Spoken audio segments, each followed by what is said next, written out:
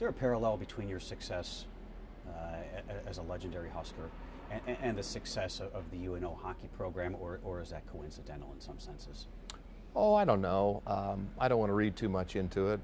I would say that the only corresponding effect probably, frankly, is Coach Osborne. And, you know, we're certainly not Nebraska, but many of the things that I had the privilege to participate in as a student athlete are what I learned from Coach Osborne. And it was very strong leadership, very transparent leadership.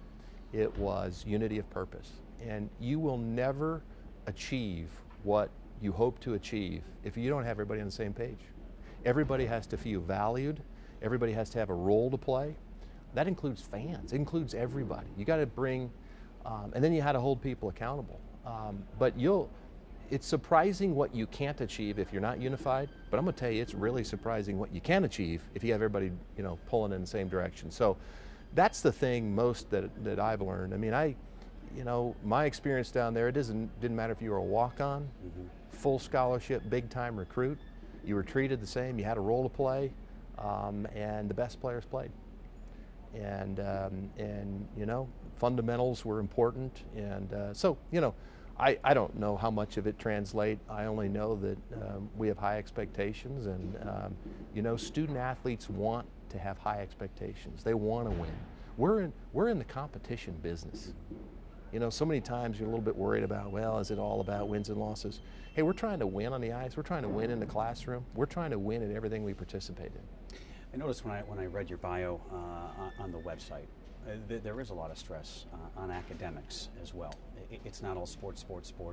Here's what Trev Alberts has done as a player, as an administrator, as the overseer of UNO athletics. I noticed it seems like every other sentence there is some mention of the student athlete and academics. Would some find that surprising, or is that a concerted effort? Well, it's a concerted effort, first and foremost. I think, you know, when we went to Division I, you know, I heard some whispers, and you want to be careful with your campus. Oh, we're going to be Division I now. Now it's only about winning.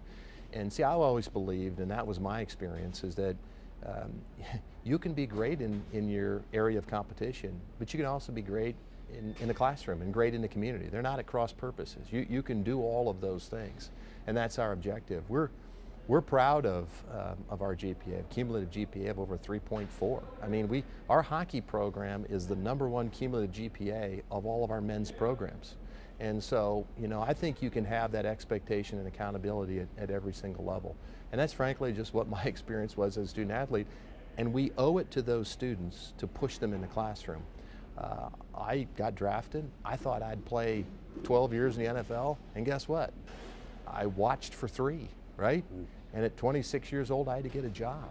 And I am eternally grateful that Tom Osborne and his staff held us accountable about going to class, doing our homework, and getting our degree. And I'm the beneficiary today. And I want that same experience for our student athletes. Does that adversity that you faced in the NFL and after your success as a Husker, does that drive you in this position you're in today? And if so, how? Yeah, I think anytime you have adversity, it's a great teacher, you know, and you know, I think we're naturally competitive, and you want to do well. You know, I think I make most flop lists of NFL former NFL players. I'm not proud of that, but you know, when you go through tough times, I think you learn a little bit about yourself. You learn about perseverance and adversity, and I don't think you can grow if you don't go through those times. And so while they're not fun to go through, having been through some really difficult stretches and then emerging, every time I've gotten through them, or my family or our team together at UNO has gotten through one, I think we're stronger. And it's just like lifting weights. You know, you tear down your muscles, and then when they are rebuilt, they're stronger. And in a way, going through that adversity ultimately does that for you. Yeah, you said you make most flop lists, yet the times I've met you, you seem to be one of the most positive guys I've met, just in passing. Explain that, if you would, the positivity.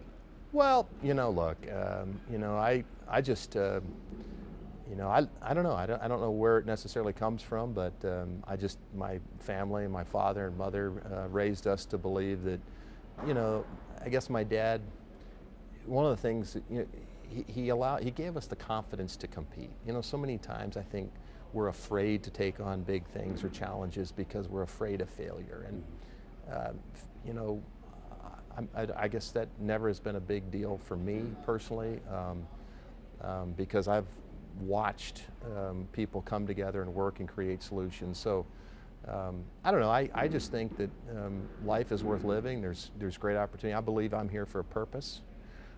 You know, I think there's something important. I've been extraordinarily blessed to be here, and so I don't know. It's a terrible answer to your question. I haven't really thought about it. I just view things positively. I think you can do great things if you work together, and that's what's rewarding. What I love is having a goal, getting a group of people I care about who are also have the same vision, and going to work and then accomplishing it.